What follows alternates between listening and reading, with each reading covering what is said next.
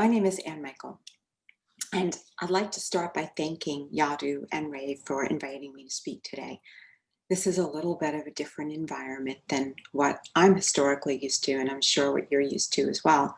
It would be great to be in London right now and to be seeing all of your faces, watching your body language, and getting some kind of feedback on how what I'm saying might be landing with you. But in the absence of that, let's get on with it.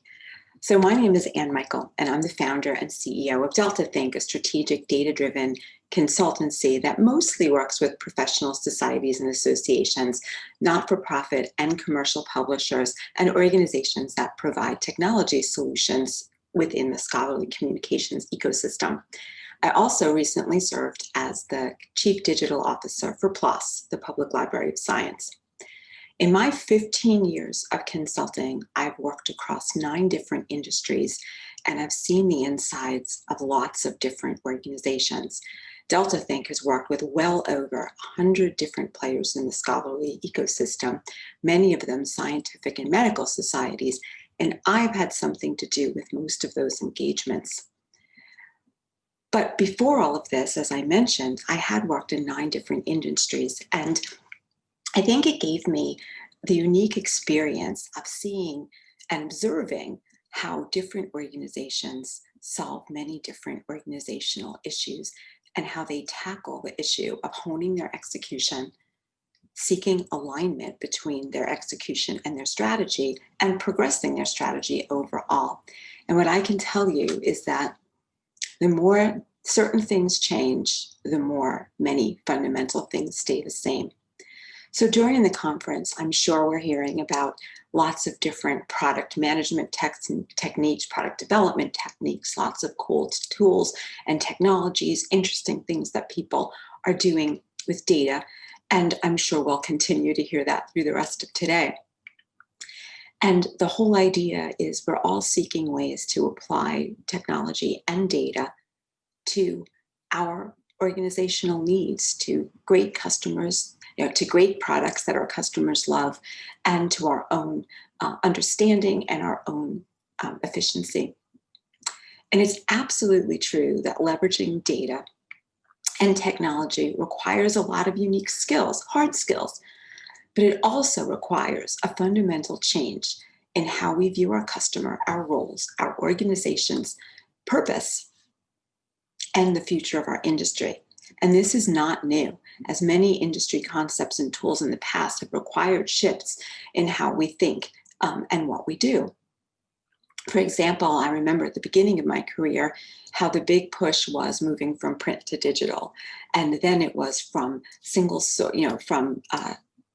from a process that was completely designed around print to single source multi-channel publishing. And it's our ability to make these changes in our thought processes, in our values, that will directly affect our effectiveness and how we make use of data and technology that's available to us. Our ability to rethink boundaries, reassess our value to our customers, and collaborate internally with each other and externally with other organizations in our ecosystem. This will all determine how we position ourselves for success and if we can get things done. So before we just jump into it here, the one last thing I'd like to say is I don't think my presentation is going to be a lot like many of the other ones we've seen. I'm not going to get really technical. There are smart people with a lot more in-depth technical experience than I have. But what I'm going to focus on is not even frameworks for how to execute better or how to execute a change management process. But I want to talk about you, and I want to talk about me, and I want to talk about how we fit in and how the actions we take impact the overall success of our organizations. So one thing that can definitely get in the way of execution is alignment. But what are we trying to align? This is a strategic execution framework from IPS Learning. It's been around for a while. What I like about this is that it really breaks down different components, how different things within the organization need to act together in order for execution to occur. It's also a really great picture to point to when you think about the symptoms or the causes, um, the symptoms of what gets in the way when you're trying to execute. Um, I wonder how many people viewing this session have had experience with an organization that's hyper focused on vision and strategy, but not as much focused on portfolio management or measuring success. And they find themselves asking themselves, are we making progress on our strategy? Why aren't we moving forward faster? Or maybe you have experience with an organization that continually proposes new products or changes existing offerings, and their linkage to strategy isn't really clear. In that organization, we might hear questions like, why are we doing this? Who does this serve? And what should we be doing first? You may also be in an organization that thinks they might have a product or a project management problem. And they might have project and product managers on staff, but no one can really say where the organization is headed and why. And while frameworks like this are incredibly useful, they're only truly effective when a deeper alignment is present. And what I mean by a deeper alignment is that, we can use these frameworks to articulate or diagnose or even partially address issues that are at hand. We can use them to develop vocabulary or define how we want to work, but without a firm commitment to culture. And without the willingness and opportunity for every individual within an organization to reflect on their own thoughts and behaviors and commit to that culture and the organization's mission, we will never truly be aligned as a team or as an entity. I'm sure you'll probably be relieved to know that there are also lots of frameworks, well-established frameworks and vocabularies for considering change at a deeper cultural level. And what I love about this one from John Cotter from Harvard Business School, is that it espouses action in order to promote change. So this isn't a classroom. This is it's a method, and it requires you to do real work in order to see real change. Building a coalition, enlisting a volunteer army, and many of the other steps that are shown here are collaborative, and they don't just include the usual suspects. A byproduct of the cultural legacy that most of us face is that our organization's thinking and values have been baked into their vocabulary and processes. And methods like this help us to really think about what those things are and what's getting in the way of our success. So here's another graphic. This one is from Thoughtworks.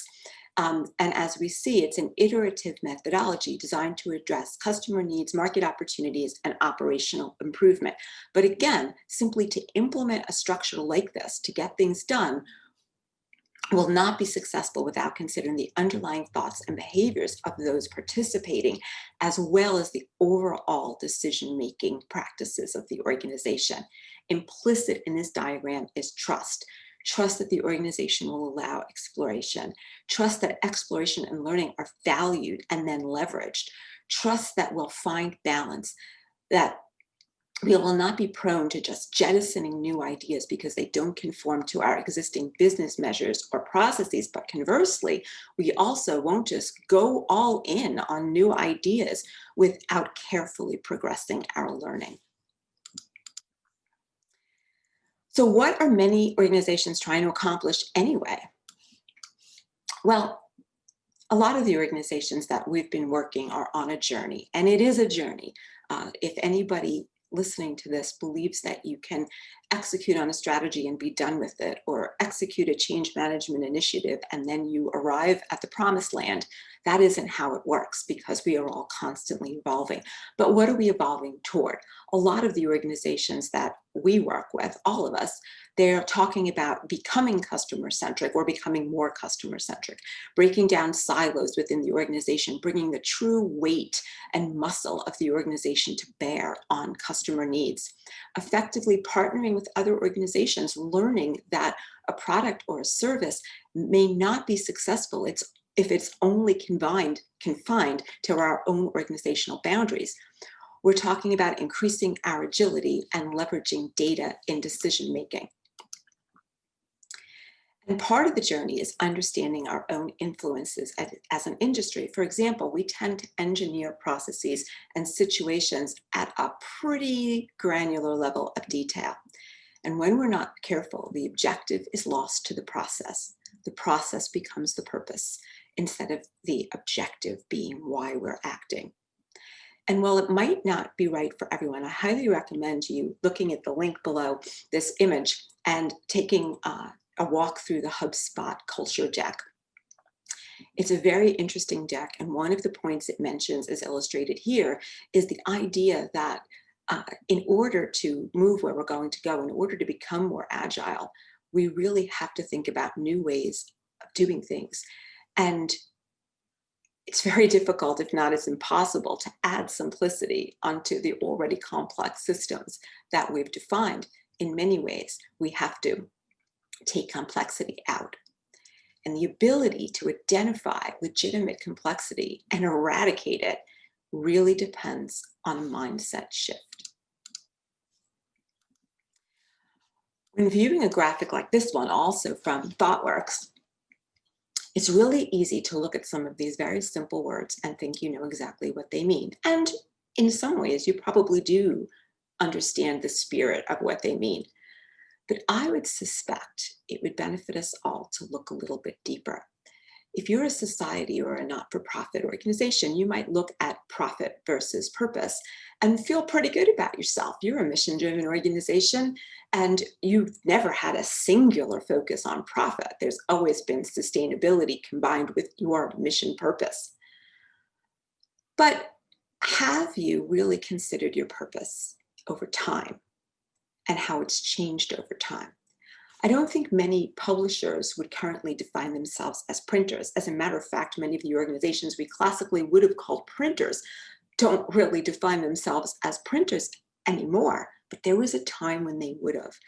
They would have not been able to separate their purpose from the printed product that they produced. They had to come to realize that the print medium wasn't their purpose. It wasn't their mission.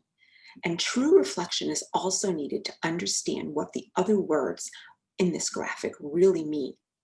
What does an organization that manages via networks as opposed to hierarchy really look like? What competencies and support structures does it need to be successful? How does communication and strategic alignment and flexibility manifest itself? Does a focus on experimentation mean that there's no planning? Or does the planning get right-sized to support the experimentation? And what is true transparency?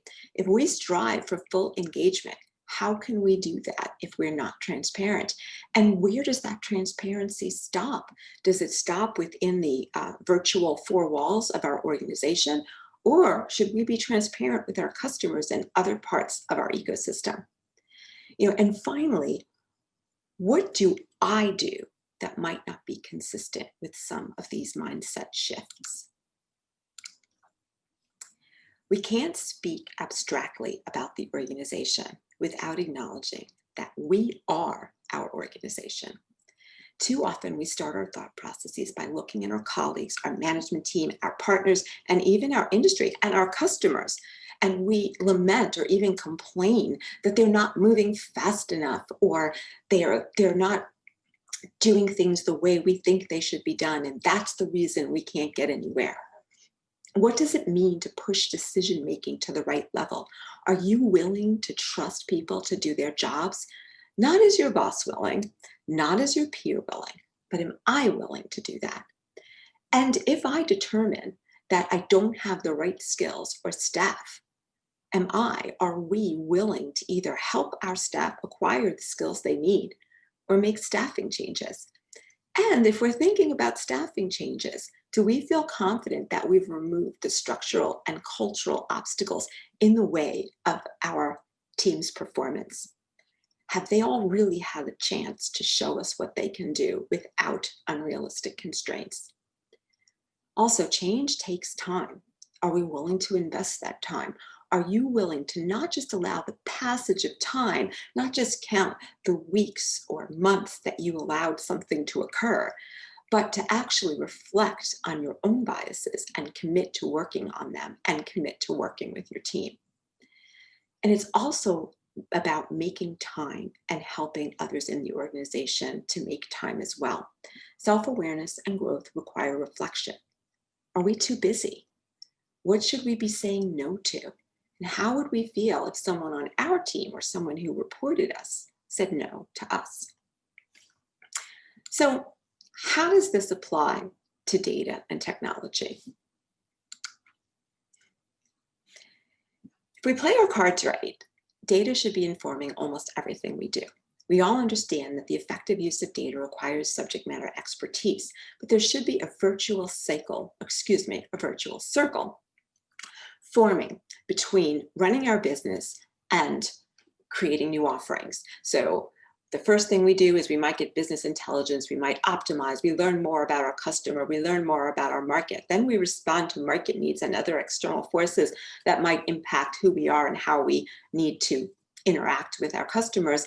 And then data can help us understand what new products or offerings that we might be able to create that ultimately go back into business intelligence and become part of that operationalization and optimization. It's also really interesting, or should I say, it's really important to me to note that when we talk about data, I talk about data-informed decision-making, as a lot of other folks do, and not necessarily data-driven. And it may be a semantic point, but I hope that we always remember, data is a tool, technology is a tool.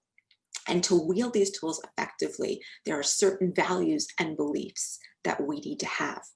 And for the greatest value, these beliefs and these values, they can't just be limited to the few individuals that are managing data or building technology solutions. They need to become part of our culture. If data and data-informed thinking isn't ubiquitous in our organization, isn't part of what we do and how we do it, then we're only going to make limited progress. So how do we, or what is required to leverage data and new technologies? And we've talked a little bit about it already. Exploration and adjustment, the ability to iterate and to understand that there may not be a known answer right away. We need to hone our skills to listen and watch and admit that we don't have all the answers. This is really hard for a lot of folks in our industry. They are very intelligent, accomplished people, and they don't like to believe that they are not able to predict an outcome. We need to have a commitment to being agile. Again, banging the drum about exploration, learning, adjusting our path, adjusting our strategy.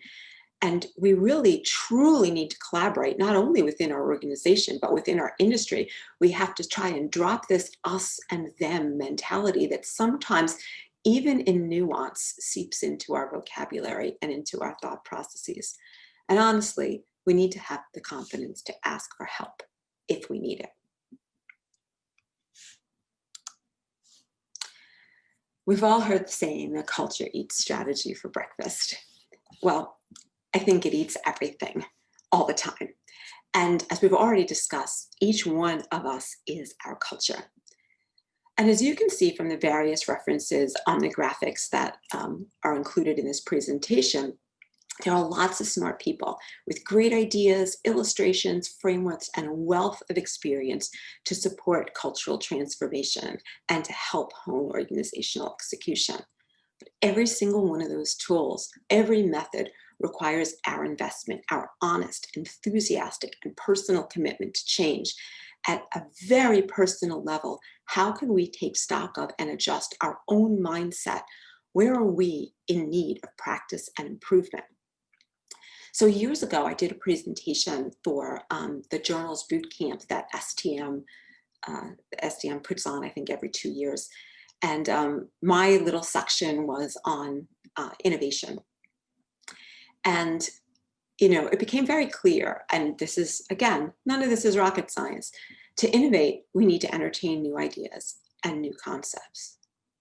But sometimes these concepts are difficult to hear because of our own frame of reference, our own biases, and the limitations of our experience, and sometimes, ironically, because of the breadth of our experience.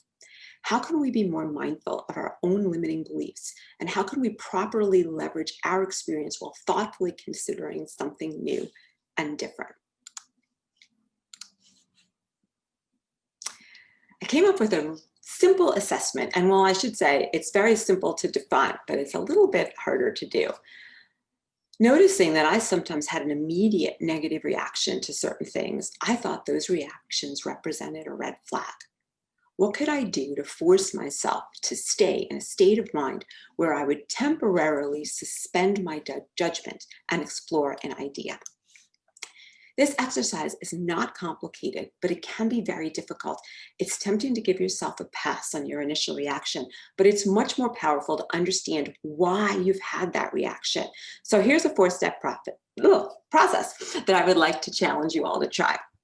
Think about a subject. And it could be anything, a concept, a strategy you've heard, a new business model that you've heard of and you've kind of had a negative reaction to. And it could very well be a person. There could be someone that you have a hard time hearing. Commit to spending at least 1 or 2 weeks listening and learning about that subject. Force yourself to keep an open mind and to truly hear and see what is happening and consider the positives. When negativity worms its way into your thought process, get rid of it, cut it off. It's not the time yet for that. There's a pretty widely known improvisational tactic. Yes and, as opposed to yes but. It's a strategy for building on an idea as opposed to rejecting it. You force yourself to pull out the positives and build on them and see where they might go. So after doing this for 2 weeks, assess your outcome. Where might my original assessment have been unfair? What did I learn? How can I leverage what I learned to benefit my customers, my organization, my team, or even, most important in some ways, to personally grow? Look back on what you just did and ask yourself, what underlying beliefs did this exercise challenge? Was I judging before I was listening? Did I jump to an assessment before I had the relevant information? Was I even defining things the same way as the individual, the strategy, the business model, whatever the subject was? Did I take time to truly consider the full ramifications? When I've done this, I've often found that I was moving too fast and I wasn't listening, which is really hard to do because we're very busy, but there's no excuses here. I found that I was defining terms differently than the person I was speaking with. And so I really didn't understand what they were saying and what they had proposed at all. Or that what was being proposed challenged a fundamental core belief that I had. And so it's very good to have fundamental core beliefs, and I certainly would advocate that you should be aware of your beliefs and your principles. But the question is, when is a core belief that you've developed over your career worth holding on to, and when is it worth getting rid of? Is anything happening in the world now that makes that belief either inaccurate and in need of adjustment or in need of the trash bin? The bottom line is that I'm not here talking about your company or our industry or our colleagues. I'm talking about me and I'm talking about you, about how we truly want to progress in our lives, in our team, in our organization, and the industry, about how we can't only look at what's wrong with everything else without truly and honestly exploring what might not be just right with us or where we have room to grow. We need to be committed to rooting out our own limiting beliefs. Then we can start helping others to do the same, hopefully as they're also willing to help us. None of this is new. All too often, knowing isn't doing though. And that's why I thought it would be interesting to bring this to the surface and talk about it today. We all need to ask ourselves, how do I need to change? What behaviors or beliefs do I have that are getting in the way of the effectiveness of my team and my own growth? And if you can't think of anything, I would propose that's actually a really big red flag. So thank you for your time. Thank you for this diversion. And we'll be back to our regularly scheduled program now. Have a great day, and always feel free to drop me a line and continue the conversation.